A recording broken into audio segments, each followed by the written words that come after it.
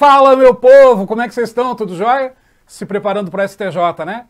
Seguinte, para quem não me conhece, para quem nunca me viu mais gordo, eu espero que não veja mais gordo do que isso, que cada dia mais magro, se Deus quiser. Meu nome é Wendel Léo, professor das matérias de administração, como gestão de pessoas, administração geral e pública, administração de materiais e ética, que é o nosso assunto aqui dessa 1 hora de aula aí, desse dose dupla STJ, galera. Seguinte, gente, o assunto ético, vamos falar rapidamente sobre ele. Caiu recentemente no STM, né, algumas questões de ética, e são questões, galera, que o povo ignora, que o povo assim, é muito fácil, é muito tranquilo, e não é bem assim não. Teve gente errando as questões de ética do STM, porque justamente por ser um assunto considerado mais fácil, é onde o CESP vai criar questões dentro de um universo, de uma forma de cobrar essas questões, para te enrolar, para te sacanear. Então, muita atenção com esse assunto ética, galera.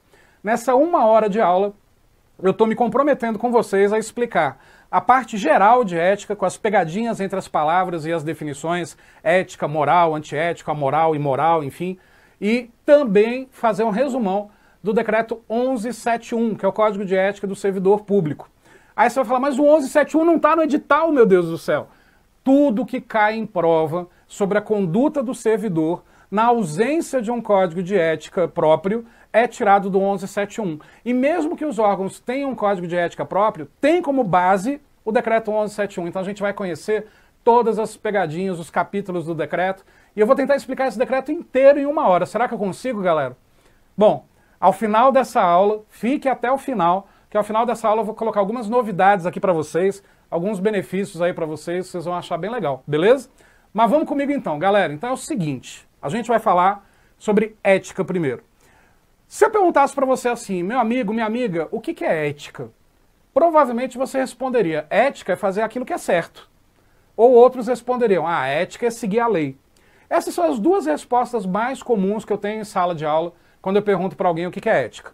As duas respostas estão certíssimas. Ética é sim fazer aquilo que é certo na visão de alguém, ou de um grupo, de uma comunidade, assim como ética é seguir as leis. Só que aí a gente tem então vários sentidos da palavra ética. E esse termo ética pode ser cobrado na sua prova do CESP nesses vários sentidos. Existem 3 sentidos da palavra ética. Existe a ética valorativa, existe a ética filosófica e existe a ética organizacional.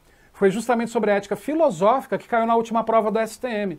E galera, 70% da sua prova do STJ é o edital do STM. Então, se você não fez a STM, pegue as provas do STM, acompanhe os comentários disponíveis aí pela internet sobre essa prova do STM, usa como base, porque o autor da questão vai ser o mesmo para a prova do STJ, os professores que elaboraram a prova do STM são os mesmos da prova do STJ, então a prova tende a ser bem parecida. Só que o STJ está maior, principalmente nessas minhas matérias, que são as matérias de administração que eu tanto sou apaixonado. Então é o seguinte, vamos lá. Ética filosófica, caiu uma questão inclusive falando de ética filosófica na prova do STM. A ética filosófica, ela nasceu naquela época da Grécia Antiga, dos grandes filósofos como Platão, Aristóteles e Sócrates. Inclusive, se a banca perguntar, como já perguntou lá no passado, quem é considerado o pai da ética é o filósofo Sócrates. Wendel, mas eu fiz história na UNB, eu fiz filosofia e eu aprendi que os pais da ética foram Platão e Aristóteles. Para a prova é Sócrates, aceita que é mais fácil. Por quê?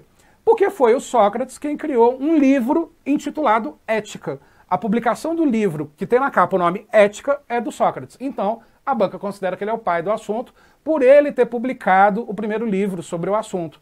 Muito embora os outros filósofos já falassem sobre ética antes do próprio Sócrates.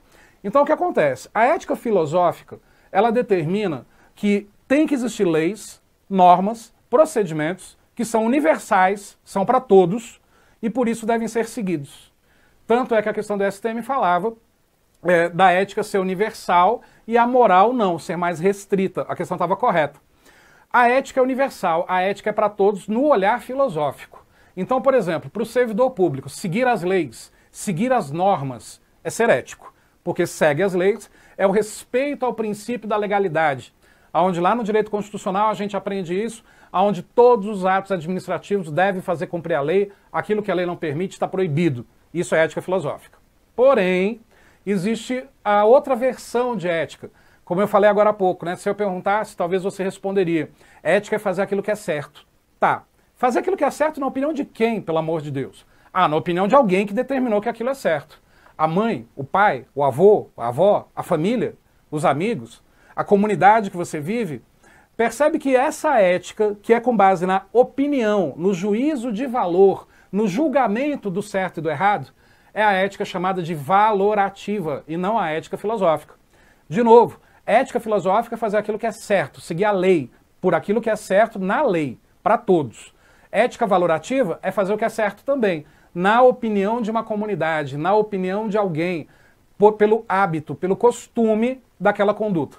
Então, quando a gente fala de ética valorativa, a gente está falando então de moral. Então essas duas palavrinhas vão cair na sua prova, a diferença de ética para moral. Quer ver? Acompanhe na tela comigo alguns fundamentos teóricos e alguns esqueminhas aí que eu vou fazer para vocês. Então, de novo, né? Meu nome é Wendel Léo, trabalhando com vocês com ética e vamos embora. Então, olha só, para que haja conduta ética, deixa eu virar a caneta, para que haja conduta ética, é preciso que exista o agente consciente, isto é, aquele que conhece a diferença entre o bem e o mal, o certo e errado, o permitido e o proibido, a virtude e o vício. Beleza? Volta aqui para mim. Olha só, para que haja conduta ética, seja filosófica ou valorativa, tem que existir o agente consciente. Isso é, eu tenho que ter consciência do certo e do errado, do bem e do mal, da virtude e do vício. A partir do momento que eu tenho essa consciência, aí sim eu posso ter uma conduta minha rotulada como ética ou antiética, moral ou imoral. Se eu não tiver essa consciência, eu não posso ser julgado por ninguém, nem pela lei e nem pela sociedade de forma geral, pela moral. Vou dar um exemplo, tá? Um exemplo assim, bem extremo, mas que vai ilustrar isso. Tarzan, né? A lenda de Tarzan. Pô, o Tarzan foi criado na floresta pelos macacos, pelos leões, por todo mundo. Ele não tem ou não tinha o agente consciente de como a sociedade vive. E aí, obviamente, o Tarzan andava pelado e isso era normal. Apesar que hoje em dia andar pelado é normal, né, gente? Todo mundo anda pelado aí hoje em dia, pelo menos na televisão. Pelo amor de Deus, não vai ficar pelado agora, nem eu aqui, porque senão todo mundo sai correndo. Mas o que acontece? O Tarzan, ele não tinha o agente consciente. Então, ele não podia ser julgado pela sociedade se o que ele fazia era certo ou errado. Agora, a partir do momento que ele começa seu processo de civilização, onde ele vai aprendendo a conduta da sociedade, aí sim ele passa a adotar comportamentos conforme a sociedade. Começa a se vestir, começa a falar melhor, começa a se expressar igual à sociedade. Então ele adota a moral dessa sociedade, ética valorativa. E aí, a partir do momento que ele conhece as leis, que ele conhece as regras, que ele conhece as normas universais e segue, então ele passa a ter uma conduta ética, filosoficamente falando. Só que para que isso ocorra, tem que existir esse chamado agente consciente, ok? E a ética organizacional, que é o terceiro tipo de ética, que cai em prova também. Essa é a mais fácil de reconhecer, galera. Ética organizacional é a ética que ocorre no ambiente de trabalho. Seguir as normas de trabalho, os regimentos internos, os estatutos, manter uma boa relação com colegas de trabalho, com chefes, com subordinados e com o cliente, no caso do órgão público, com o cidadão, que é o cliente do Estado, que é o cliente do órgão público. Aí já é ética organizacional. Essa é muito fácil de reconhecer o que seria essa chamada ética organizacional. Volta lá para a tela, vamos ver a origem das palavras agora, que já caiu isso no CESP. Ética tem origem no grego ethos, é assim que se escreve ética em grego. Que ao pé da letra, tradução literal, significa modo de ser, ou, que eu esqueci de colocar aqui no material, comportamento. Isso é uma outra tradução da palavra ética, ok? Agora vamos ver a moral. A moral não vem do grego, vem do latim. Então a banca pode criar alguma questão invertendo, falando que a ética vem do latim, a moral vem do grego? Pode. Então não esquece, a ética vem do grego, a moral vem do latim. Em latim se escreve mors ou mores, isso significa moral. E a tradução disso é costumes. Aí lascou, olha só, Wendel, você acabou de falar que ética é comportamento, moral são costumes. Não parece sinônimo? Parece, né? Olha só, continuando aí na tela, vou colocar a tela em branco aqui. Vamos lá, ética vem do grego, ethos, se escreve em grego, significa comportamento, beleza? Aí vamos lá para moral. Moral já vem do latim, que se escreve mos ou mores em latim, e significa costumes. Agora vamos traduzir isso. O comportamento a gente adota porque a lei exige, todos se comportam ou devem se comportar do mesmo jeito. Costumes são hábitos. Hábitos esses que são para um grupo, mas não para os outros. Então, por exemplo, quer ver? Olha aqui para mim de novo. Então, olha só, vamos imaginar que a partir de amanhã começa a se comercializar carne de cachorro nos açougues brasileiros. Vou dar um exemplo bem ridículo, tá? Mas com exemplos bem ridículos a gente fixa o conteúdo. Vai ser um sucesso de vendas? Picanha de cachorro, coxinha de cachorro, pescoço de cachorro? Certamente não, né, galera? Por quê? Porque a gente não tem o hábito, a gente não tem o costume de se alimentar do cachorro, concorda? O cachorro é um bichinho de estimação, é fofinho, a gente chama, ele vem, a gente joga bola, ele vai, a gente manda ele rolar, ele rola. Então, quer dizer, comer carne de cachorro não vai pegar essa moda. Mesmo porque, pô, o cachorro é o melhor amigo do homem, tu vai comer seu melhor amigo, né? Com certeza não. Tô falando no sentido alimentar, ok? Não leva para outro lado. Porque se você levar para outro lado, aula prática, você foi imoral, concorda? Depois a gente fala disso. Mas voltando, carne de cachorro não vai ser um sucesso de vendas, porque a gente não tem o hábito, a gente não tem o costume de comer carne de cachorro. Diferente, por exemplo, da China. Na China os caras comem escorpião, gente, não vai comer carne de cachorro. O que é um cachorrinho para quem come escorpião? O país mais populoso do planeta, falta comida para a galera, eles comem qualquer coisa. Então, olha a diferença da questão do que é moral, do que é costume. Comer carne de cachorro no Brasil, se estivesse à venda nos açougues, é porque foi legalizado. Seria algo ético, concorda? Se está legalizado, é ético. Porém, seria imoral, porque iria contra os costumes da sociedade brasileira, que não tem o hábito de comer carne de cachorro. Percebe? Uma conduta ética pode ser imoral? Pode. E o inverso? Uma conduta antiética pode ser moralmente aceita? Pode também. Quer ver um exemplo? Não matarás. Está lá na Bíblia, nos 10 mandamentos. Primeiro legislador da face da terra, Moisés, influenciado por Deus. Quando ele coloca não matarás, ele não falou assim, não matarás, a não ser em legítima defesa. Concorda? Mas os países criaram suas legislações criminais e, enfim, continua sendo válido, não matarás, e não está lá colocado em legítima defesa, pode. Você não pode matar ninguém, beleza. Vamos supor que você matou alguém em legítima defesa. Você teve uma atitude antiética, foi contra a lei. Só que foi em legítima defesa, existe uma justificativa, existe um motivo, certamente você não vai ser acometido pelas mesmas sanções do que um assassino convencional. Porém, percebe, é moralmente aceito. Então, matar alguém é antiético, mas se for em legítima defesa, moralmente aceito. Repito as perguntas. Algo ético pode ser imoral? Pode. O exemplo da carne de cachorro. Algo antiético pode ser moral? Pode. O exemplo de matar alguém em legítima defesa.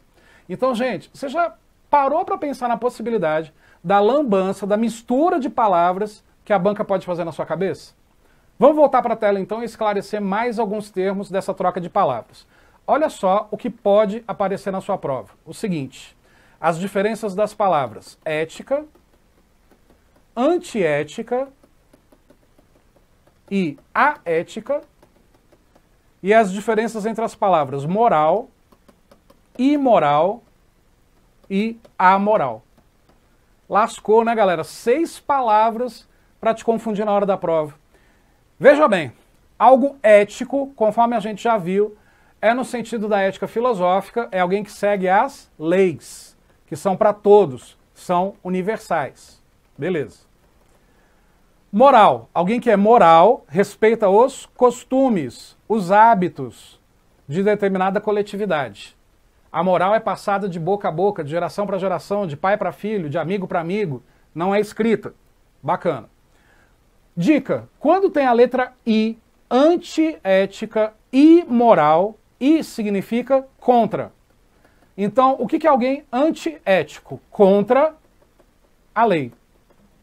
O que é alguém imoral? Alguém imoral é alguém contra os costumes daquela comunidade, daquela coletividade. Daqui a pouco eu dou mais exemplos. E o que seria aético e amoral? A significa ausência. Então, olha só, se eu estou falando de alguém aético, não é alguém que vai contra a lei, porque contra a lei é antiético. Mas alguém aético é alguém que faz algo que não está na lei. É a ausência de lei, de norma escrita e universal sobre o assunto. Assim como alguém amoral é quando tem ausência de costumes, ausência de hábitos. Então olha só, galera, um esqueminha aí. Alguém ético segue as leis. Alguém moral respeita os costumes. Beleza? Fechou. Alguém antiético, alguém que é contra a lei. Por exemplo, matar alguém. Isso é contra a lei. Independente do motivo. Perdão, gente, gasguei aqui. Imoral, contra os costumes. Por exemplo, comer carne de cão. É algo que fere os costumes aqui no Brasil. Aético, ausência de lei. Vamos supor que o servidor público tenha uma atividade de trabalho fora do seu horário de trabalho em algo que não é regulamentado por lei. Seria uma atitude aética. Vamos supor que você ou o servidor, a pessoa comum ou o servidor, começa a comer uma fruta nova que veio da África, porque alguém trouxe de lá, e que ninguém conhece aqui no Brasil. Comer uma fruta nova não vai ferir os costumes de ninguém, não seria imoral, mas seria algo de ausência de costumes. Então, por exemplo, uma fruta nova que ninguém conhece, que alguém trouxe para você provar. Seria uma atitude amoral, ausência de costumes. Ficou clara essa diferença? Então volta aqui para mim, vamos ser polêmico agora. Quando a gente fala de Joaquim Barbosa, a gente fala de uma pessoa que eu respeito muito, considero ético, moral, dá orgulho nesses momentos de ser brasileiro, quando a gente tem o Joaquim Barbosa como brasileiro também. E aí o que acontece? Mas eu quero que vocês analisem o que eu vou falar agora ao olhar da teoria, para a gente poder avançar em outras definições que eu vou explicar para vocês. Quando o Joaquim Barbosa era presidente do tribunal, ele manifestava suas opiniões acerca do julgamento, da avaliação dos processos contra os mensaleiros, os chamados mensaleiros. E ele se colocava, obviamente, contra os mensaleiros e tudo mais. Aquilo era uma atitude, ao olhar da teoria, ético ou antiético? Atitude ética ou antiética? Ao olhar da teoria, antiética. Por quê? Porque o cara expressava suas opiniões enquanto presidia um tribunal, e ele jamais poderia expressar suas opiniões, porque essas opiniões, de alguma forma, manipulavam a opinião pública e talvez a opinião dos juízes. Percebe? Antiético. Eu estou chamando Joaquim Barbosa de antiético, mas para um exemplo teórico, ok? Agora, moral ou imoral? Totalmente moral. Ele falava tudo aquilo que todo cidadão brasileiro queria falar naquele momento. Então, percebe? Ao olhar filosófico, o Joaquim Barbosa era antiético. Ao olhar valorativo, moral, o Joaquim Barbosa era ético. Agora, vamos para a moral. O Joaquim Barbosa era alguém moral por expressar as nossas opiniões, coisa que a gente não tem espaço para falar na sociedade. Agora vamos pegar o exemplo do Ricardo Lewandowski na época. Ele se manifestava colocando prezado presidente, vossa excelência, enfim, aquele tratamento todo. Eu não posso julgar como criminosos os chamados mensaleiros sem provas. Quando o Lewandowski falava aquilo, minha vontade era de pular na televisão, quebrar a televisão e grudar no pescoço dele. Mas, ao olhar da teoria, conduta perfeita no sentido ético. Ético pra caramba. Agora, moral, me dava raiva, não sei você. Então, provavelmente, ao olhar de algumas pessoas, imoral. Então, percebe? Eu estou dando um exemplo mais polêmico para você, na hora da prova, lembrar de uma coisa. Pelo amor de Deus, eu não estou falando que o Joaquim Barbosa é antiético, nem julgando nenhum dos juízes, por favor.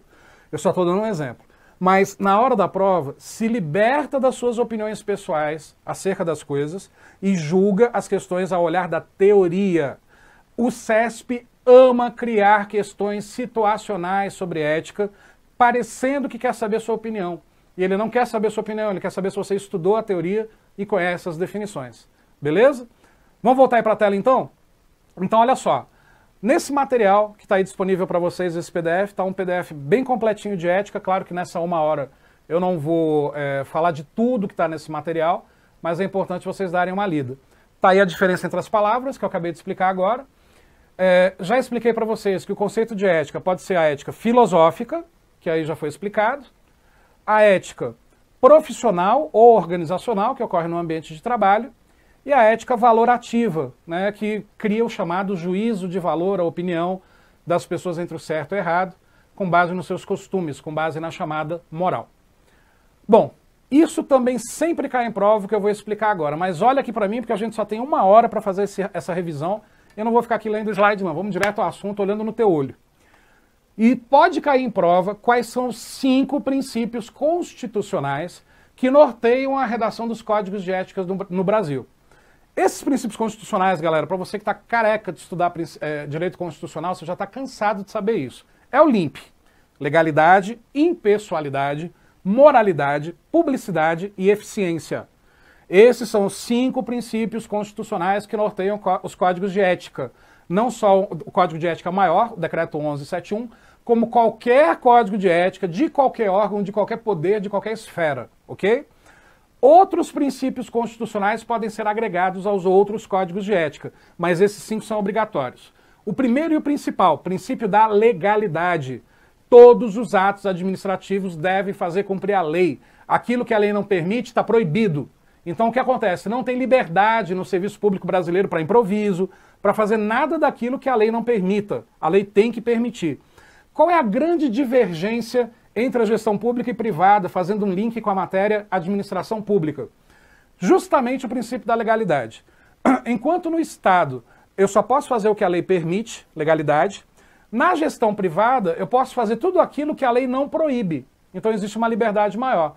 Essa é uma das grandes divergências entre a gestão pública e privada, que pode inclusive ser tema da sua redação para o STJ. Convergências e divergências entre gestão pública e privada. Anota aí. Bom, o que acontece então? Princípio da legalidade, primeiro princípio que norteia o Código de Ética, é o principal. O servidor tem que seguir a lei. Pronto, acabou. Na ausência da lei, o que é quase impossível, vem o segundo princípio do LIMP, numa sequência de hierarquia, que é o princípio da moralidade. Aonde a legalidade não couber, vem a moral. A moralidade impera. O que é a moralidade? Respeitar os costumes, os hábitos do cidadão. Percebe? Não é você respeitar os seus hábitos, é respeitar os do cidadão, ok?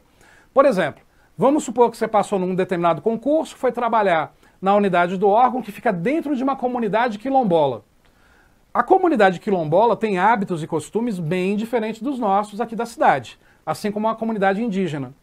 Você, como servidor, trabalhando dentro de uma comunidade dessa, tem que julgar os atos administrativos, avaliar a sua conduta nos atos administrativos, com o olhar da sua moral ou da moral deles? Da moral deles. Para isso, você tem que ter a consciência dos princípios morais, que é a primeira regra deontológica do decreto que eu vou falar daqui a pouco. Então, primeiro princípio, legalidade. Em segundo lugar, a moralidade. E aí os outros 3 princípios estão empatados no mesmo nível. Eu tenho que agir com impessoalidade. O que é o princípio da impessoalidade? Considerar todos como iguais, sem a menor distinção de orientação sexual, de faixa de renda, cor de pele, raça, religião, cunho econômico, seja lá o que for, todos são iguais. Todos merecem a mesma elevada dedicação, o mesmo tratamento com carinho, focado no objetivo do cidadão que é ser atendido. Deixando de lado todos os seus preconceitos, o que deve ser difícil para algumas pessoas, deixar de lado seus próprios preconceitos. Da mesma forma, o princípio da publicidade. Todos os atos administrativos são públicos. O cidadão tem que ter acesso a tudo que acontece, a quem de direito. Você não vai sair divulgando tudo que ocorre dentro do órgão. Mas o princípio da publicidade é a total transparência dos atos administrativos, só que existem 3 exceções do princípio da publicidade. Se aquele ato estiver sob investigação policial, for interesse maior do Estado que não seja divulgado, ou ainda é algo que pode colocar em risco a segurança da nação, esquece. Aí não existe o princípio da publicidade. Tirando essas 3 exceções, que o CESP ama perguntar essas 3 exceções, o princípio da publicidade impera. E por último, o princípio da eficiência. O que é eficiência? O melhor aproveitamento dos recursos. Percebe? É o princípio da eficiência e não da eficácia. Eficácia é atingir um objetivo, eficiência é fazer melhor, aproveitar melhor os recursos. Macete rápido. Eficácia é fazer o que é esperado. Eficiência é aproveitar melhor os recursos, gerando algo a mais. Para você nunca mais errar na hora da prova, a diferença de eficácia e eficiência. Eficácia tem 8 letras, eficiência tem 10 letras. Se a palavra eficiência é maior, é porque ela é algo a mais. E eficácia é só o que é esperado. Beleza? Gostou desse macete? Agora você não erra mais. Então o que acontece? Esses são os 5 princípios constitucionais nesta sequência. Volta aí para a tela, por favor. Então, como eu falei, ó, princípio da legalidade, princípio da impessoalidade, princípio da moralidade, princípio da publicidade e princípio da eficiência. Bora resumir isso? Então, quais são os 5 princípios constitucionais que norteiam a redação dos códigos de ética? É o LIMP. Só que nesta sequência aqui, em primeiro lugar, sempre princípio da legalidade para o servidor público, cumprir a lei, ética filosófica. Em segundo lugar, na ausência da legalidade, quando couber, princípio da moralidade. Os atos administrativos devem respeitar os costumes, os hábitos, os bons hábitos. E empatado em terceiro lugar, os outros 3 princípios no mesmo nível. Publicidade, eficiência e a impessoalidade, todos com o mesmo grau de importância, beleza? Então, se cair em prova, quais são os 5 princípios constitucionais? Constitucionais, que norteiam os códigos de ética? LIMP. Esses são os 5 princípios constitucionais, beleza, galera? Continuando, avançando, vamos embora. Então, olha só. Quando a gente fala de ética organizacional, que é aquela típica do ambiente de trabalho, algumas regras devem ser seguidas para que o ambiente bata no peito e fala, sou ético organizacionalmente. E aí, então, quais são essas 9 regrinhas? Primeiro, uso de práticas baseadas em evidências. Eliminar a praga da fofoca do ambiente de trabalho.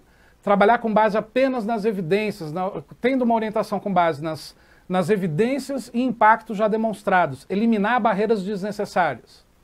Segundo, capacidade de adaptação. No século XXI, as organizações públicas ou privadas devem se adaptar muito rapidamente à necessidade do seu cidadão, do seu cliente. Ligações com outros serviços e locais. Se os departamentos não se comunicarem, se as pessoas não se comunicarem, a prestação de serviço cai a qualidade. E aí o ambiente não pode se dizer ético organizacionalmente. Maximização do uso das informações. Se a organização não multiplicar informações, gestão do conhecimento, eu ensino isso lá em gestão de pessoas, né, a chamada gestão de competências, adquirir informações, conhecimentos e multiplicar para os colegas de trabalho, para que toda a instituição cresça. Fatores físicos, isso é, ter um espaço disponível para as pessoas trabalharem, garantir a existência de suprimentos, uma mesa, uma cadeira de qualidade, um computador que funcione. Horário e programa dos serviços adequados, ter uma carga de trabalho adequada para que o servidor também tenha qualidade de vida, também se desestresse, também possa trabalhar com tranquilidade no dia seguinte. Fluxo dos usuários, não adianta tudo isso ser bonitinho se não tiver uma cadeira para o cidadão sentar, se o ambiente não for confortável, se o ar-condicionado não funciona, se a fila é enorme, não adianta nada disso. Divisão e definição do trabalho, não adianta tudo ser perfeito se as tarefas não forem bem divididas. Horrível ter o mesmo cargo em função de outra pessoa, e essa outra pessoa trabalha bem leve, bem light, ganha mais, e você só se ferra. E por fim, os fatores sociais. Ter boas lideranças, bons convívios entre as pessoas, as chamadas relações humanas positivas. Então olha aqui para mim. Esses são os 9 critérios que na ética organizacional um ambiente de trabalho deve possuir para dizer assim, tenho ética organizacional. Nossa empresa é top, tendo esses 9 passos devidamente executados. O que a gente viu até agora, então? A gente viu os conceitos de ética e moral, as diferenças de ético, antiético, aético, moral e amoral. A gente viu a diferença de ética filosófica, ética valorativa e ética organizacional. A gente viu os 5 princípios constitucionais que norteiam os códigos de ética. A gente viu os 9 fatores que fazem uma organização poder bater no peito e dizer sou ético organizacionalmente. Ufa! Tudo isso em 30 minutos. E os outros 30 minutos agora, o que a gente vai ver? Código de ética. Bora entrar no decreto 1171 e conhecer. Gente, o decreto 1171 é de 94, assinado pelo então querido presidente Itamar Franco, aquele do topete, lembra? Aquele que na Marquês de Sapucaí estava lá com a modelo, enfim, vocês devem lembrar desse evento. E assinado por ele o Código de Ética. Código de Ética esse oriundo do governo Collor. Enfim, um Código de Ética, meu Deus, no governo Collor. Eu até brinco em sala de aula, gente, falando que quando eu dou aula de ética, eu dou aula de mentira, né? Porque eu estou falando de um país que não existe na ética. Não existe, mas vai existir. Não existe, mas a gente está lutando para isso e você, futuro servidor, vai colocar ordem nesse caos, se Deus quiser. Mas olha só, não aprofundando nesse debate, o Código de Ética começa com esse paradoxo, é de 94, né? E olha o número do Código de Ética, decreto 171. Meu Deus, por que não esperaram um outro decreto ser publicado e deixasse o código de ética com o número 172? Tinha que ter 171 no código de ética, meu Deus. Brincadeira à parte, só para vocês firmarem e lembrarem do número do decreto e do ano de publicação do decreto, por isso que eu expliquei dessa forma, vamos conhecer. O Código de Ética, galera, é dividido em 3 capítulos. Esses 3 capítulos são regras deontológicas, deveres e vedações. Regras deontológicas, eu já vou explicar do que se trata. Deveres são deveres legais, obrigações de fazer. Vedações são proibições. Se a banca criar uma questão como já foi criado, de acordo com os códigos de ética, são direitos do servidor. Você nem precisa ler o resto da questão, já põe errado lá. Tô brincando, galera, lê inteiro, né? Porque vai que lá no meio da questão tá escrito assim, então é incorreto afirmar. Aí o gabarito fica correto. Mas de qualquer forma, não existem direitos do servidor no Código de Ética, ok? São regras deontológicas, deveres e vedações. E é isso que a gente vai conhecer agora. Regras deontológicas. Que porcaria é essa? Gente, regra deontológica é o seguinte, mais uma palavra que vem do grego. Quer ver? Olha para a tela, vamos lá para a tela de novo. Olha a origem da palavra deontologia. Deontologia vem da palavra deon, que é grega também, que ao pé da letra significa dever, obrigação. Logos significa ciência. Então, deontologia, eu posso dizer que é a ciência do dever. Aí você vai falar assim, Wendel, então peraí, o Código de Ética é prolixo? Volta aqui para mim. Eu falei para você, o Código de Ética é dividido em regras deontológicas, deveres e vedações. Se regras deontológicas são deveres, então é deveres, deveres e vedações? Sim, só que tem uma diferença. As regras deontológicas são deveres morais. Os deveres puros são deveres legais. Wendel, não entendi. Dever moral, eu tenho que fazer, não é porque uma lei obriga, porque uma norma obriga. Eu tenho que fazer porque tem que ser feito. Por moral, por consciência. Isso é uma regra deontológica. Deveres são deveres legais, eu tenho que fazer porque o código está mandando eu fazer. Então, olha só. De repente, você ajudou uma senhora simpática de idade avançada a atravessar a rua, porque ela não estava conseguindo atravessar a rua sozinha. Alguma lei te obriga a ajudar as senhoras a atravessarem a rua? Certamente não. Você fez isso porque a tua consciência mandou, você fez porque deveria ser feito. Isso é deon, dever moral. Os deveres, deveres legais, eles são impositivos. Os deveres morais são conselhos, dicas, toques.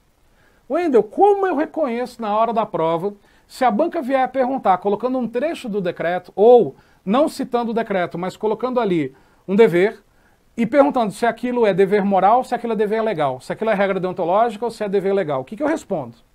Eu preciso decorar as 13 regras deontológicas, os 21 deveres e as 17 vedações? Não. Embora eu já tenha decorado, você não precisa. Por quê? O segredo está no verbo. Olha o macete que eu vou passar para vocês agora. Se o dever soar como uma dica, um toque, um conselho, é regra deontológica. Se for algo impositivo, faça, é dever.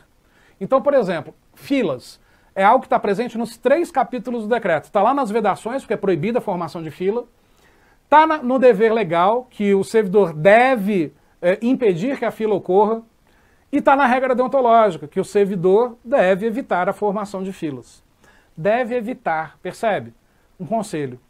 Não pode ter fila. Então, quer dizer, um dever. A fila é proibida, é uma vedação. Tudo está no tom de voz. Mas o papel não tem tom de voz, seu doido. Eu sei que não tem tom de voz. Está no verbo. Se o verbo for impositivo, dever legal. Se soar como uma dica, um toque, um conselho, dever moral. Vamos ver na prática como é que isso funciona? Olha só, galera. Eu vou passar aqui essa questão, depois eu volto nela. Tem umas outras questões aqui para trabalhar, mas eu quero ir direto para o decreto. Vamos deixar para o finalzinho essas questões. Então, vamos lá para o decreto 1171. Primeiro, nome completo dele. Ele é o Código de Ética Profissional do Servidor Público Civil do Poder Executivo e Federal. Wendel, se ele é civil, executivo e federal, por que eu estou estudando ele? Você está estudando ele porque na ausência de um Código de Ética, eu já falei, que na ausência de um código de ética, os outros órgãos, poderes e esferas usam 1171. Pega a prova do STM, meu Deus, Superior Tribunal Militar. Olha aqui pra mim, tô com raiva agora. Pega a prova do STM, Superior Tribunal Militar. Era para ter caído o 1171? Não, né? O 1171 é civil, executivo e federal. Só que, galera, tava lá perguntando se o profissional que trabalha ali no Superior Tribunal Militar, e aí vinha uma conduta. E a resposta a essa conduta está onde? Está no decreto 1171. Então você vai estudar sim o decreto 1171, acorda para a vida. O 1171 já caiu no TJ, o 1171 caiu no STM, e não é civil, executivo, federal necessariamente. Então, acorda para a vida. Você vai estudar o 1171, não vai cair na sua prova. De acordo com o decreto, isso não está no edital, o decreto, mas está lá no edital. Ética organizacional para o servidor, ética para o servidor, ética para o serviço público, é tirado dessa praga, então estuda, infeliz. Estuda, dá tempo, e aí você vai ser feliz. Então, olha só, vamos lá. Esse código de ética, em teoria, se aplica a militares? Não. A servidores do Legislativo ou do Judiciário? Não. A servidores dos executivos estadual, municipal ou distrital? Não. Mas eu tenho que estudar, porque mesmo que esses poderes tenham códigos de ética, tem como base o 1171. Para matar de vez essa sua possível dúvida, o decreto 1171 está para a Constituição, como as outras leis estão para o decreto 1171. Então, quer dizer, para os outros códigos de ética, perdão. Então, o que acontece? Nenhum código de ética vai ser contra o 1171. Pode até ser mais detalhista, pode até ser mais criterioso, mas contra jamais. Como nenhuma outra lei vai ser inconstitucional. Beleza? Então, voltem para a tela, galera. Olha só, para fins de apuração do comprometimento ético, intente... Ah, não vou... Eu prometi que eu não ia fazer a leitura. Olha aqui para mim de novo, volta aqui para mim. Vou fazer a leitura não. O que está aqui na tela é o seguinte. Ética, ok? Esse é o nosso assunto. Servidor público para a ética não é o mesmo conceito de servidor público para 8.112. Não esquece disso. Muitas vezes uma mesma questão, para uma matéria é um gabarito, para outra matéria é outro gabarito. Porque eu quero evitar com isso e acabar de vez com essa polêmica. O professor fulano de tal falou tal coisa. Não tem um professor contra o outro, não é nada disso. Cada matéria pede o seu próprio gabarito na sua própria interpretação.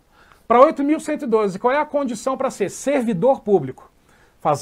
Pagar uma inscrição, fazer uma prova de concurso, ficar entre os classificados dentro do número de vagas, ser chamado, receber o telegrama, ir para lá, tomar posse, assinar e começar a trabalhar. Isso é servidor público. Isso é o que vai acontecer com você, se Deus quiser, em breve. Para a ética, não. Sabe o que é servidor público para a ética? Não precisa olhar para a tela, é aquilo que estava escrito. Servidor público é quando a gente tem qualquer pessoa que preste qualquer tipo de serviço, de qualquer natureza, mesmo que sem retribuição financeira, desde que ligado direta ou indiretamente a qualquer órgão do poder estatal, assim como as autarquias, fundações públicas, entidades paraestatais, sociedades de economia mista ou em qualquer setor onde prevaleça o interesse do Estado. Isso é servidor público para o Código de Ética. Resumindo, qualquer pessoa. Eu sou um médico de um hospital particular. Um dia do ano, resolvo colocar o nariz de palhaço e ir no hospital público fazer um trabalho voluntário como doutor da alegria, animar os pacientes. Naquele dia eu pisei na bola em relação ao Código de Ética com alguma coisa. Responderei tal qual servidor concursado daquele hospital. Para a ética, todo mundo é servidor, beleza? Não esquece isso. O CESP ama perguntar isso, beleza? Volta para a tela então, vamos ver se eu estava certo na definição. Para fins de apuração do comprometimento ético, entende-se por servidor público todo aquele que por força de lei, contrato ou de qualquer ato jurídico presta serviço de natureza permanente, temporária ou excepcional, ainda que sem retribuição financeira, desde que ligado direto ou indiretamente a qualquer órgão do poder estatal, como autarquias, fundações públicas, entidades paraestatais, empresas públicas, esqueci de falar delas, sociedades de economia mista ou em qualquer setor onde prevaleça o interesse do Estado. Acho que eu consegui decorar. Então o que acontece, gente? Isso é o servidor, beleza? Avançando. Galera, temos 13 regras deontológicas, temos 21 deveres e temos 17 vedações. Eu não vou ler isso tudo rápido para vocês, não. Vocês têm isso em casa, você já tem que estar estudando o Código de Ética. Bora fazer um mapa mental do Código de Ética? Olha aqui para mim, olha aqui para mim. Será que eu consigo fazer um mapa mental ao vivo aqui? Não sei. Olha a minha ideia. Eu vou colocar na tela e já explicar para vocês como é que faz mapa mental, tá? Porque eu também faço orientação de estudo, esse tal de coach, eu odeio essa palavra coach, mas enfim, é a forma que vocês conhecem. Mas eu já faço isso há 11 anos, né? E tem gente que hoje é novidade. Espirrou é coach. Mas enfim. Vou ensinar vocês a fazer um mapa mental simples, rápido e indolor, sem pagar um centavo para isso. Você não precisa pagar um centavo para mapa mental. Você já fez cola na época da escola? Não responde, a aula é de ética, você tem que ser ético, ok? Supondo que você já tenha feito cola, a cola é um mapa mental, a diferença é que é maior, beleza? Esse mapa mental que eu vou ensinar vocês, ele tem o nome no meio e as informações em volta, ok? Para não perder tempo, eu não vou ficar mudando a cor da canetinha, o certo é fazer com cores diferentes essas informações. Eu vou fazer com uma cor só. Se você quiser saber mais sobre mapas mentais, me procura nas minhas redes sociais, entre em contato comigo. No final da aula eu falo com vocês. Vamos lá então, mapa mental de cada um dos capítulos, dos 3 capítulos do Código de Ética. Volta aí para a tela então. Você vai ficar um tempinho sem me ver agora, galera, mas vamos lá. Atenção, ok? Eu vou pegar o Código de Ética e fazer os mapas mentais. Tenha o Código de Ética impresso ao seu lado se for possível. Se não for possível, me acompanha. Então vamos lá. Primeiro capítulo do Decreto 1171 são as regras deontológicas, que são os deveres morais do servidor. Para você lembrar no seu estudo, são deveres morais. Então, vou colocar aqui, deveres morais. Bacana? Bom, primeira regra deontológica, resumindo o que está aí no código. Salvo engano, está escrito assim: a dignidade, o decoro, o zelo, a eficácia e a consciência dos princípios morais devem ser mantidos. Dignidade, decoro, zelo, eficácia e consciência dos princípios morais. Então, manter a dignidade, respeito no relacionamento humano, manter o decoro, respeito na forma de abordagem, na comunicação humana, zelo, cuidado com o ser humano, eficácia, fazer aquilo que é esperado em relação aos princípios morais, mas para isso eu devo conhecê-los. Percebe que isso foi uma dica, um toque, um conselho. Segunda regra deontológica, que a maioria erra, essa sempre cai. Salvo engano, está assim. Deixa eu ver se eu lembro aqui. Olha aqui para mim. A segunda regra deontológica está assim, salvo engano. O servidor público jamais... Peraí que eu estava sentado e aí agora está batendo minha cabeça. É ao vivo, gente, então deixa eu voltar para cá. Está assim, salvo engano. O servidor público jamais poderá desprezar o elemento ético da sua conduta. Assim, não terá que decidir somente entre o legal e o legal, o justo e o injusto, conveniente e conveniente, oportuno e inoportuno e principalmente entre o honesto e o desonesto. Galera, como tem gente que erra essa regra deontológica? Se o servidor jamais poderá desprezar o elemento ético da sua conduta, e ainda o código afirma, assim não terá que decidir somente entre o legal e o legal, o justo e injusto, conveniente e conveniente, oportuno e inoportuno, e principalmente entre o honesto e o desonesto, significa o seguinte, que você não pode ficar na dúvida. Eu devo fazer o que é certo ou o que é errado? O servidor nem essa dúvida pode ter. Olha a primeira frase, não poderá jamais desprezar o elemento ético da sua conduta. Então, não terei que decidir entre essas coisas e, principalmente, não terei que decidir entre honesto e desonesto. Então, cuidado com essa questão. Às vezes a banca copia essa regra deontológica, tira ou não, tu põe que está certo por uma interpretação sua, porque ela é mal redigida, e aí você acha que a questão cabe recurso, que o gabarito está errado, enfim. Não tem que decidir, ok? Então, volta aí para a tela, então, resumindo essa regra deontológica. O servidor jamais, deixa eu apagar esse O aqui, jamais ficar em dúvida sobre o certo, errado, etc. Ele não pode desprezar o elemento ético da sua conduta. Terceira regra deontológica, salvo engano, fala sobre a moralidade. A moralidade da administração pública. Então, a moralidade não é a diferença entre o bem e o mal, o juízo de valor, só que a moralidade para a administração pública não é só a diferença entre o bem e o mal, mas também ter foco no chamado bem comum ou bem coletivo, jamais bem individual. Quarta regra deontológica, salvo engano, ela vai falar para a gente sobre a remuneração do servidor, acho que é isso. Salvo engano a remuneração do servidor público é custeada pelos tributos pagos direto e indiretamente por todos, até por ele próprio. Isso é para lembrar o seguinte, o servidor, você é cidadão. Então não esquece que o seu salário é pago por você também.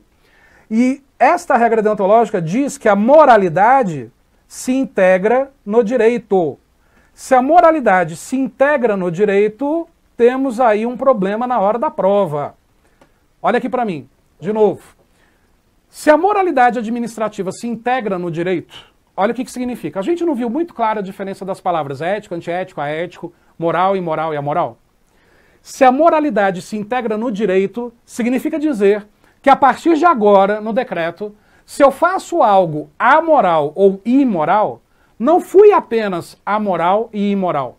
Eu também fui ilegal, eu também fui antiético, porque a moralidade se integra no direito. Ficou muito claro na explicação que eu dei nos primeiros 30 minutos da diferença de ética e moral, moral e moral, aquelas palavras todas. E há uma distinção clara entre elas. Para o servidor, se na questão falar no serviço público, para o servidor, ter uma atitude antiética também é imoral, ter uma atitude imoral também é antiética, obrigatoriamente, por causa desse trecho da regra deontológica. A moralidade administrativa se integra no direito, ok? Voltando aí para a tela então, para a gente conhecer as outras regras deontológicas então. Quinta regra deontológica, fala sobre o trabalho do servidor público, que perante a comunidade deve ser entendido como acréscimo ao seu próprio bem-estar. Isso é só para reforçar mais uma vez para o servidor que se ele trabalhar direitinho, ele está garantindo o bem-estar dele mesmo. Sexta regra deontológica, a função pública é exercício profissional. Você é servidor 24 horas por dia, 365 dias por ano. Pode ter outros afazeres, pode ter outras funções, desde que legalmente permitidas, mas você é servidor, representa a imagem do órgão. Tudo que você fizer na sua vida pessoal pode ser objeto de análise para sua conduta profissional. Sétima regra deontológica, salvo engano, ela fala sobre o princípio da publicidade, que salvo os casos de segurança nacional, interesse maior do Estado ou investigação policial, os atos administrativos devem ser públicos. Isso já foi dito agora há pouco. Oitava regra deontológica, toda pessoa tem direito à verdade, em primeiro lugar. Nunca minta para um cidadão. Informações que você não pode dar, não dê, mas não minta. A verdade em primeiro lugar. Nona regra deontológica fala sobre cortesia, que é a soma da empatia com a simpatia. Anotem isso aí. Se cair a definição de cortesia, é a soma da empatia com a simpatia. Fala sobre boa vontade, fala sobre tempo dedicado, isso é, o atendimento não pode demorar a ponto de gerar atraso, procrastinação, mas também não pode ser tão rápido a ponto de gerar pressa. E tratar mal uma pessoa que merece o serviço público atendido ali com dignidade é causar dano moral. Tem que ter uma plaquinha disso virada para o servidor, que tratar mal o cidadão é dano moral. Décima regra deontológica vai falar de filas. Né? As filas, qualquer outra espécie de atraso na prestação dos serviços públicos é considerado, olha só a segunda regra deontológica, ato de desumanidade. A palavra é pesada, mas está lá. E grave dano moral. Não é um daninho moral qualquer não, é grave dano moral. Agora, Wendel, qual que é o tempo de fila para isso ser considerado ato de desumanidade ou grave dano moral? Qualquer fila. Esquece aquela coisa dos 15 a 30 minutos. Aquilo é Código de Defesa do Consumidor. Qualquer fila provocada pelo servidor de forma proposital para gerar atraso, independente do tempo da fila, desde que o cidadão tenha algum dano com isso, é considerado ato de desumanidade e grave dano moral. A 11ª regra deontológica, ela vai falar sobre prestar atenção às ordens legais dos superiores. Se o meu superior manda fazer algo que é legal, eu tenho que executar. Agora, se ele manda fazer algo que fere a ética, esquece. 12ª regra deontológica vai falar sobre ausências injustificadas. Toda ausência injustificada do servidor do seu local de trabalho também é considerado um dano moral, também é considerado um desrespeito, desmoralização do serviço público. Mas, galera, não esquece, somente as ausências injustificadas. Se você foi trabalhar e foi atropelado e morreu, tem justificativa para sua falta, fique tranquilo. E a 13ª regra deontológica e última diz sobre a harmonia que o servidor tem que manter no ambiente de trabalho. Está aqui as 13 regras deontológicas do Decreto 11.71, resumidas para vocês. Continuando aí na tela, a gente vai conhecer agora então os deveres. Opa, vamos voltar para a tela em branco? Os deveres do Código de Ética. Aí são os deveres legais, obrigação de fazer, ok? Primeiro dever, desempenhar a tempo as suas atribuições. O que é desempenhar a tempo? Executar o trabalho com o tempo que ele tem que levar para ser feito, sem gerar atraso, mas também sem a pressa. Sem o atraso para não gerar enrolação, sem a pressa para não gerar perda de qualidade.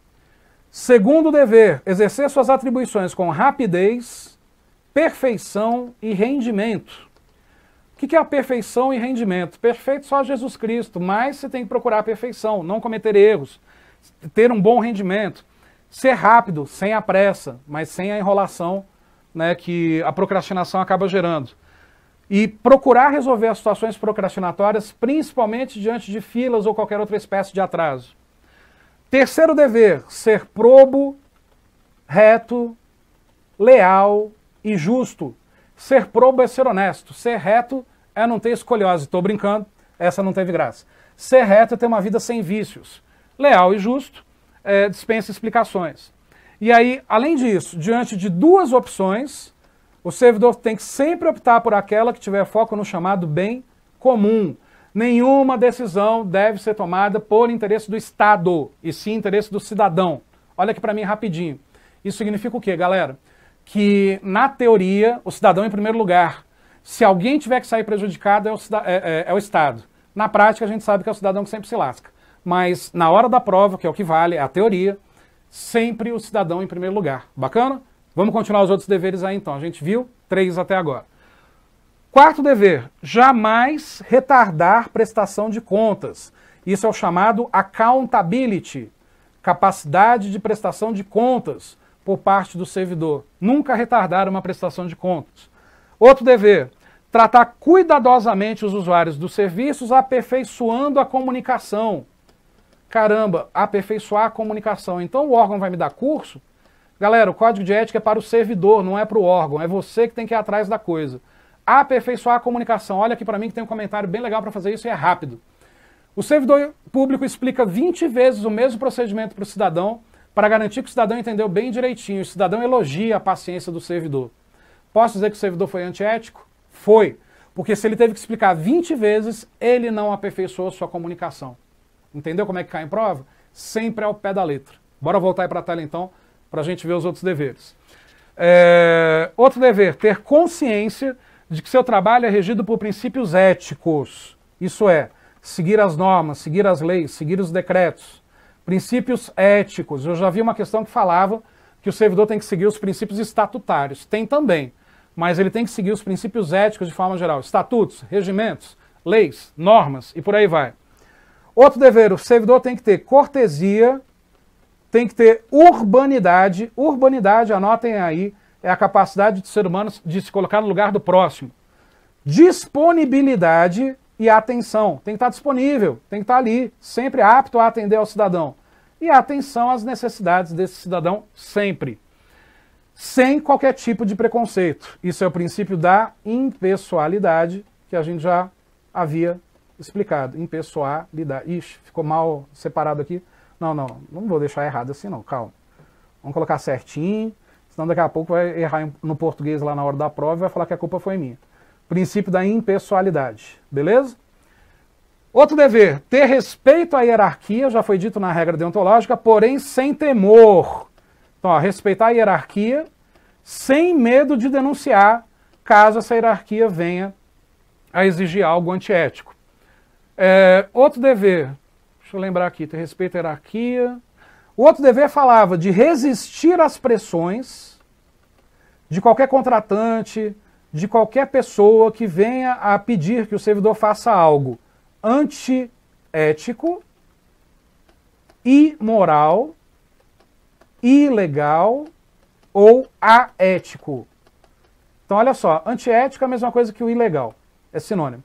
Então, o servidor tem que resistir a qualquer pressão para fazer algo imoral, que venha a ferir os costumes, ilegal, que venha a ser antiético, ou aético, ausência de lei. Outro dever falava do direito de greve. O servidor público tem sim o direito à greve, ele só tem que tomar cuidado em relação, quando ele trabalha com defesa da vida ou quando ele trabalha com segurança coletiva. Tem que tomar cuidado com isso.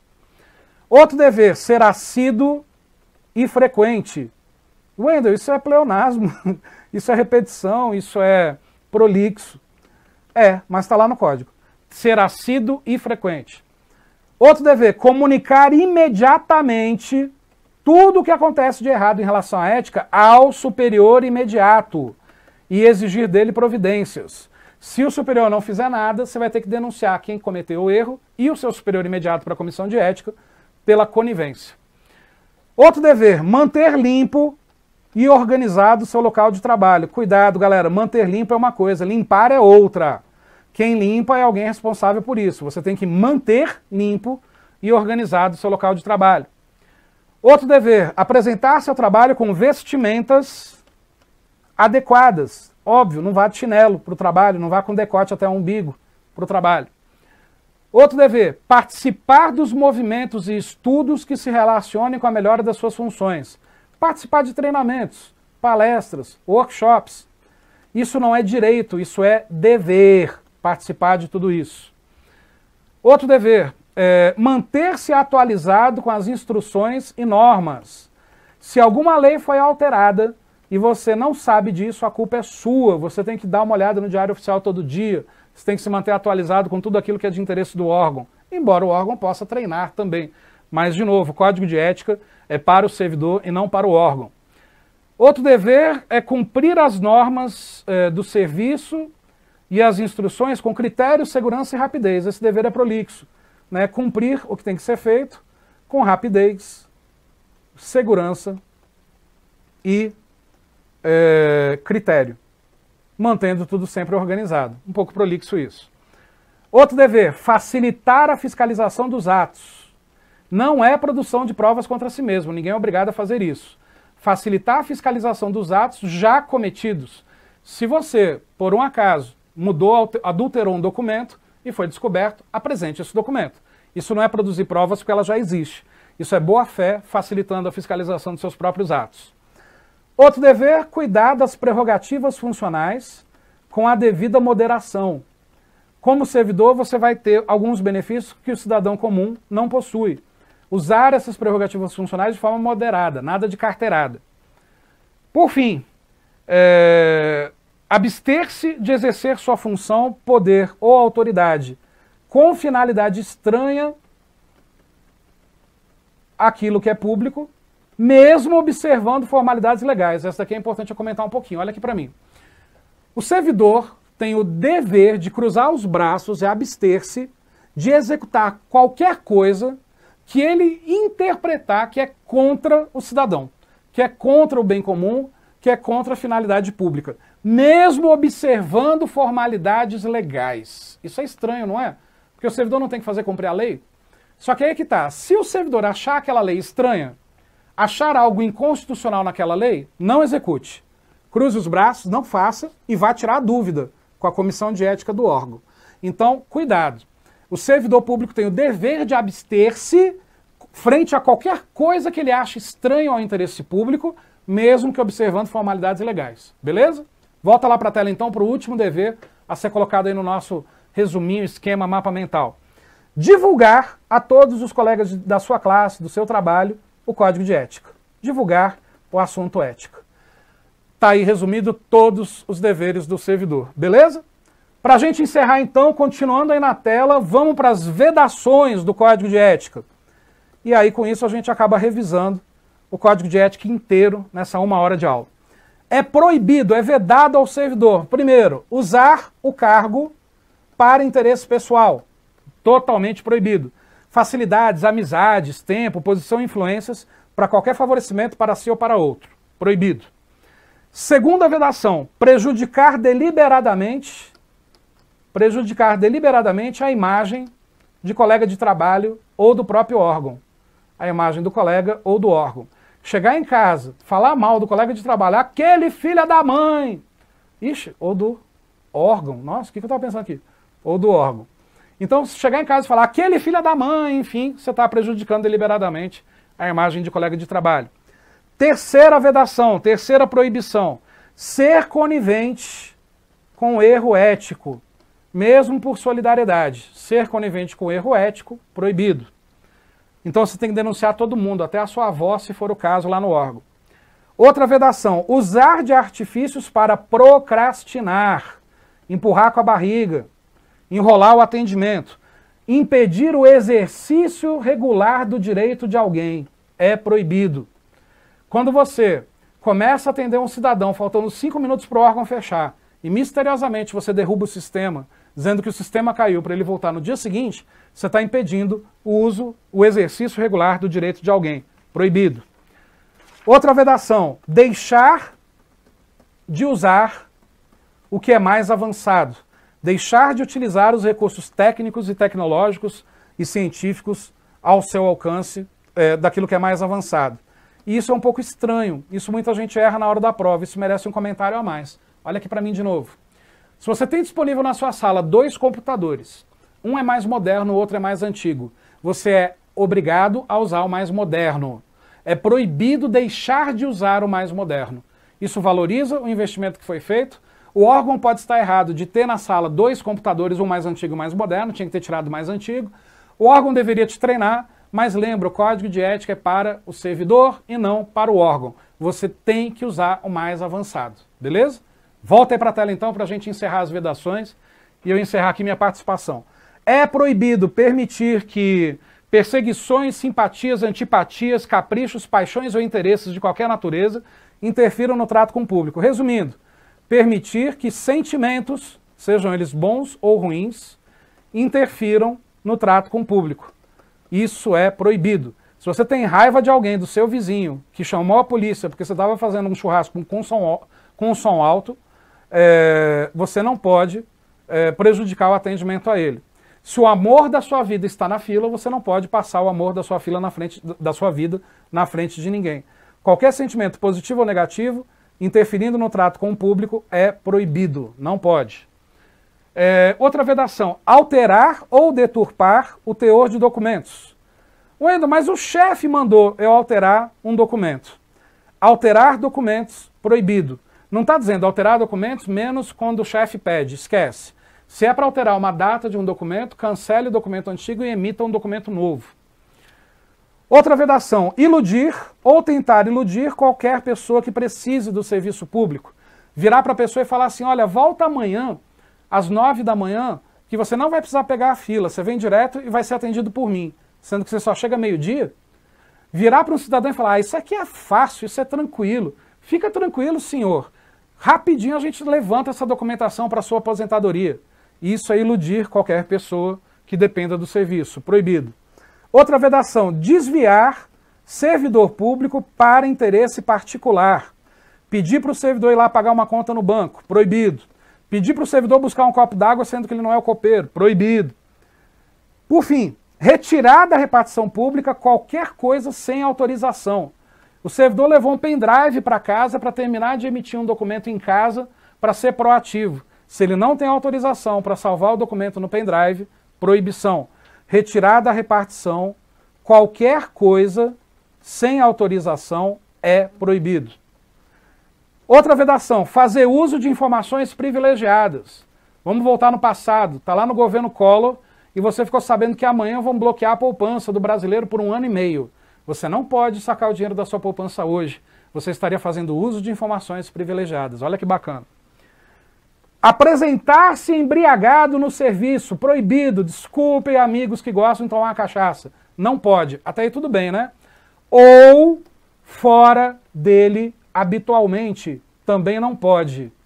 Pera aí, Wendel, aí você está pegando pesado. Eu não posso tomar uma cachaçinha todo sábado, fora do horário de trabalho? Olha aqui para mim, deixa eu explicar isso melhor. Está escrito assim no código. É proibido se apresentar embriagado ou fora do serviço habitualmente. Se toda sexta-feira você vai para um happy hour com a galera do órgão, toma todas, vai para sua casa tranquilo, final de semana não trabalha, segunda-feira trabalha normal, pode? Não! Porque o código está dizendo, é proibido se apresentar embriagado ou fora do serviço habitualmente, não tem exceções. Sábado na sua casa, num churrasco com a galera, posso tomar todas e encher a cara? Não, não pode. É hábito, todo sábado, toda sexta no happy hour. Então faz o seguinte, não configure hábito, ok? Na primeira semana vai todo dia, na outra semana não vai nenhum dia, na outra semana vai um dia só da semana, na outra semana vai 2 dias, não configura hábito. Tô brincando. Galera, quem se embriaga habitualmente é acometido por uma doença chamada alcoolismo e tem que ser tratado. Por isso o Código de Ética não permite que você se embriague habitualmente. De vez em quando pode, beleza? Voltando aí para o Código então, para as últimas vedações. Então olha só, dar o seu concurso a qualquer instituição que atenta contra a dignidade da pessoa humana. Gente, o que é isso? Dar o meu concurso. Meu concurso é meu, não vou dar para ninguém não. Dar o seu concurso a qualquer instituição que atente contra a dignidade da pessoa humana. Gente, isso daqui é fácil. Por exemplo, abrir um escritório nazista. Aí você virou para a galera do órgão, cara, que massa, que legal, abrir um escritório nazista. Cara, tu já está concordando com uma instituição que atenta contra a dignidade do ser humano. Dar o seu concurso é sinônimo de dar a sua concordância. Fique tranquilo que você não vai dar concurso nenhum para ninguém. Você tomou posse, o concurso é seu, ok? E a última vedação, exercer atividade profissional aética ou de cunho duvidoso, fora, obviamente, do horário de trabalho no serviço público. Não pode. Então, olha só, até costumo brincar em sala de aula. Olha aqui para mim para fechar esse exemplo. O servidor pode ser servidor durante o dia e ser drag queen à noite numa empresa animando festas? Pode. Porque aí ele está atuando como ator ou atriz. Ele está interpretando um personagem. Poderia ser mágico, poderia ser palhaço. Pode. Para animar festas, ok?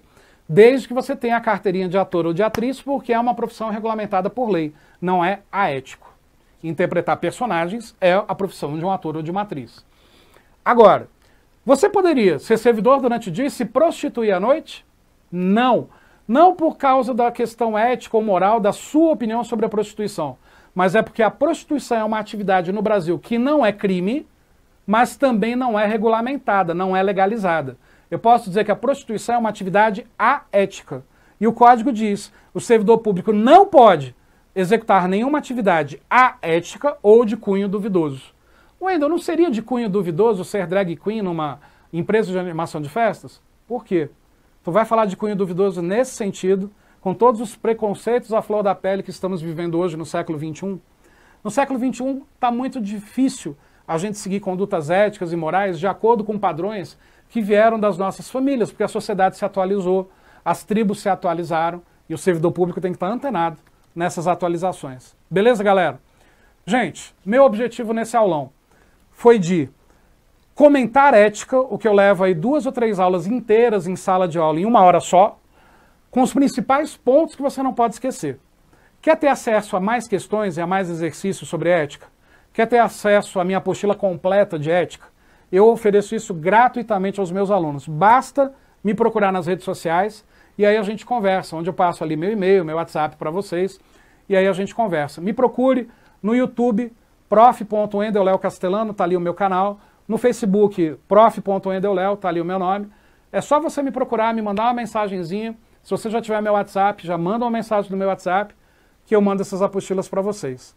Galera, fiz o que pude em relação à ética nessa 1 hora, eu acho que foi útil para vocês. Agradeço demais o carinho de todos vocês, a audiência. A cada dia isso crescendo, isso evoluindo, mais gente me procurando para eu poder ajudar. E nesse mesmo e-mail eu já vou mandar de volta não só a minha apostila de ética, com várias 300, 400 questões, mas já vou mandar logo de cara para vocês todas as apostilas das matérias que eu dou aula. Gestão de pessoas, administração de materiais, administração geral e pública, atendimento, ética, marketing e vendas para carreira bancária, enfim. Tudo que vocês precisarem em administração, conta comigo sempre, 24 horas por dia, com muita humildade, com muita dedicação, olhando no teu olho e desejando de verdade o teu sucesso. Boa sorte, galera. Arrebenta no STJ. Conta comigo, conta com o Estúdio Aulas. A gente está aqui para lutar junto ao seu lado pela sua aprovação. Fica com Deus, gente. Beijo no coração. Até mais.